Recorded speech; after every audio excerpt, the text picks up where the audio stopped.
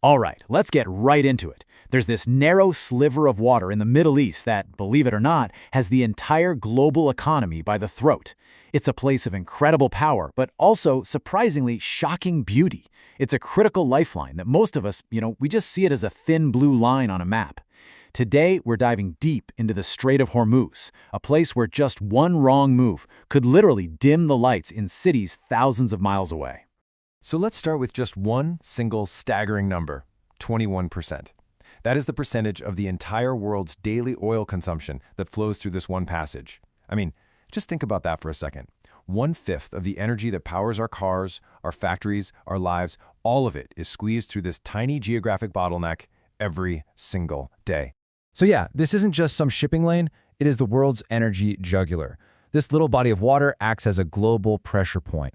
It's a fault line where geopolitics, raw military power, and the global economy all collide in this constant, high-stakes game of chicken. Now, what's really wild is the scale of this thing. You look at a map, and 33 kilometers sounds pretty wide, right? But the reality on the water is way more claustrophobic. Because of all these hidden reefs and sandbanks, the massive supertankers, some of them sitting 25 meters deep in the water, they have to stick to these super strict shipping lanes that are only 3 kilometers wide. That's like trying to thread an upright skyscraper through the eye of a needle. It's insane. And that is the textbook definition of a strategic choke point. And when it comes to energy, Hormuz is, without a doubt, the most critical choke point on the entire planet. Any disruption here doesn't just cause a traffic jam, it triggers a global economic shockwave. We could see oil prices skyrocketing to over $200 a barrel almost overnight. And here's the thing. This choke point is bristling with weapons. I mean, you've got Iranian fast attack craft zipping between tankers like angry hornets. You have coastal missile batteries aimed right at the shipping lanes. Surveillance drones are constantly buzzing overhead. And everybody knows there are probably smart naval mines just sitting quietly under the surface.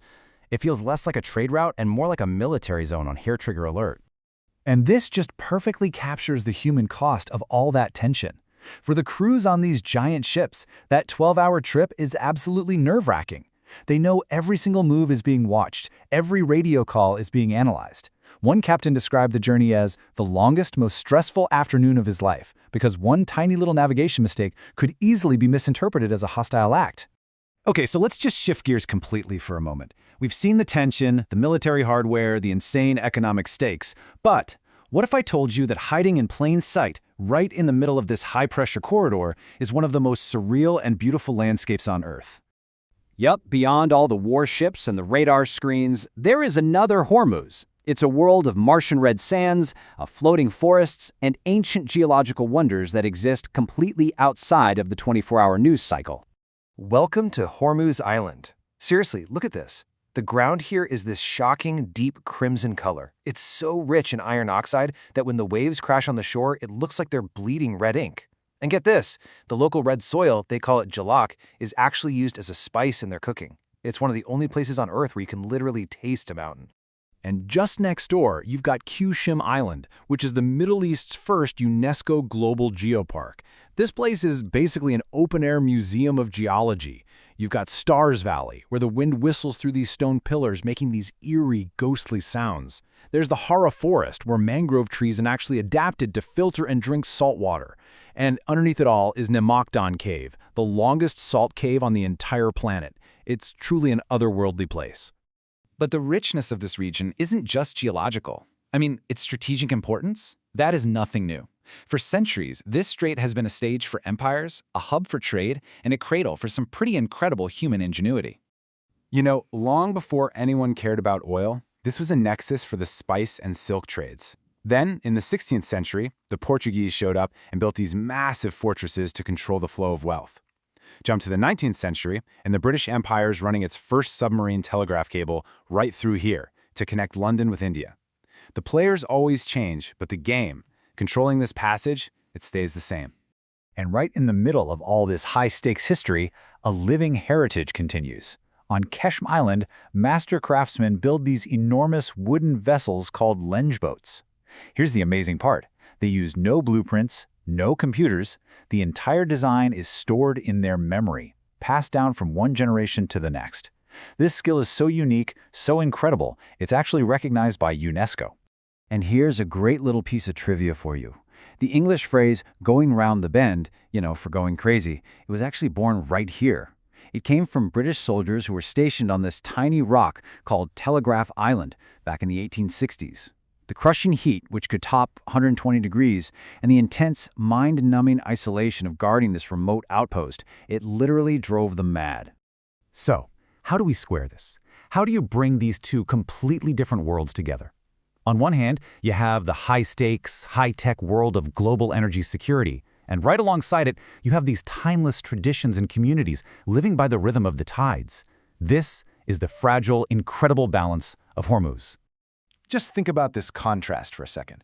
On any given day, you have a tanker captain navigating a multi-billion-dollar vessel under intense military watch. Then, just a few miles away, in a hidden village like Kamsar, you might have a fisherman whose life is dictated by the seasons, speaking a rare language that's a blend of Persian, Arabic, and even some early English, a language that exists nowhere else on Earth. Two completely different realities coexisting in this one narrow space. And this brings us to the great paradox of the whole situation. As much as the world fears a conflict here, everyone involved is mutually dependent on peace. The world desperately needs the 20 million barrels of oil that flow through here every day. But at the same time, the nations right there on the coast desperately need the revenue from that trade to keep their own economies afloat. If the ship stops sailing, everybody loses, big time. One source we reviewed captured this tense stability with a perfect analogy. It described the situation as being like a group of people all holding on to a very heavy, very fragile crate. No one wants to be the one to drop it, but everyone is getting really, really tired of holding it. That just perfectly sums up the uneasy peace that defines the Strait of Hormuz today. So that leaves us with this final, lingering question. When future generations look back at this place, what's its legacy going to be? Will Hormuz just be remembered as a trigger point for global conflict? Or will we see it for what it truly is? A breathtaking, timeless museum of the Earth, hiding some of the most unique cultures and landscapes you can find anywhere. The answer, well, it's still being written, one voyage at a time.